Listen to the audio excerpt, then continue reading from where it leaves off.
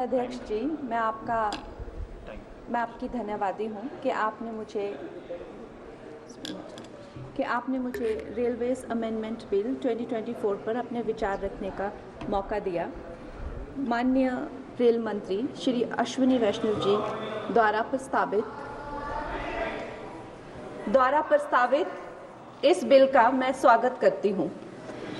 जैसे कि हमारे प्रधानमंत्री श्री नरेंद्र मोदी जी हमेशा ही कहते हैं कि सरकार का काम होना चाहिए जो लोगों के जीवन में सरलता लाए, चाहे वो लॉज हो, ब्यूरोक्रेसी हो या सरकार के दफ्तर हो, उनके लिए वो एक्सेसिबल होने चाहिए और उनके लिए जो है वो किसी तरह का स्ट्रेस जनरेट ना करें और इजीली अवेलेबल होने चाहिए।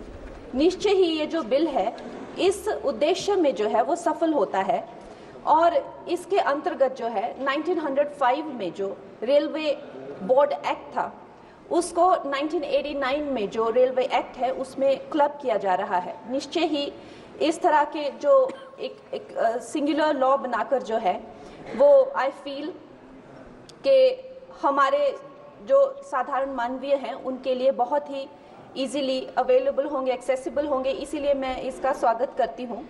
Another very important government body railway board, जिसको डायरेक्टली जो कॉर्पोरेट्स के जो हर्डल्स होते हैं, जिसको हमारे प्रधानमंत्री जी हमेशा कहते हैं कि दफ्तरों के चक्कर लगाने या लोगों को एक डेस्क से दूसरे डेस्क भेजना, आई थिंक इससे भी उनको जो है वो छुटकारा मिलता है। ये डायरेक्टली जो है सेंटर के अंडर जो है रेलवे बोर्ड को लिया जा रहा है, इसका भी मैं पूरा स्वागत करती हूँ।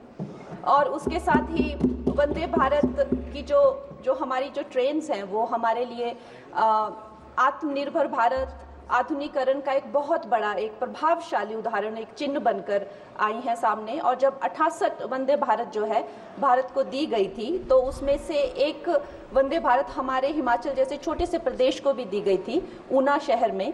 उसके साथ ही मैं जानती हूँ कि हिमाचल बहुत ही एक दुर्गम क्षेत्र है, मगर जिस तरह से हमारी सरकार भारतीय जनता पार्टी जम्मू कश्मीर हो गया या और पहाड़ी इलाके हो गए, उनमें जो है इतने ज़्यादा रेल प्रोजेक्ट्स जो है वो लॉन्च कर रहे हैं। उसी के साथ भी हमें भी हिमाचल के लिए बहुत ज़्यादा जो है वो सर्वेज हो रहे हैं, रेल का बजट मिला है। शिमला हो गया या धर्मशाला, कांगड़ा और बैजनाथ हो गया, ऐसे न जाने बहुत सारी जगहों पे, हमीरपुर जैसी जगहों पर जो है बहुत सारे प्रोजेक्ट्स आ रहे हैं।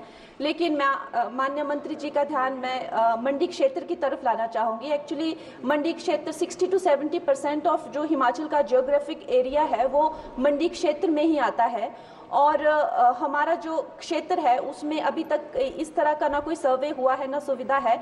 अगर हमारे क्षेत्र में अगर चाहे वो सेंट्रल मंडी अगर दिल्ली से जुड़ता है या चंडीगढ़ या चाहे अंबाला जैसी 2-3 जगहों से भी अगर हमें जोड़ा जाए तो हमारे हिमाचल की जो प्रगति और विकास है उसमें हमें बहुत सहायता मिलेगी।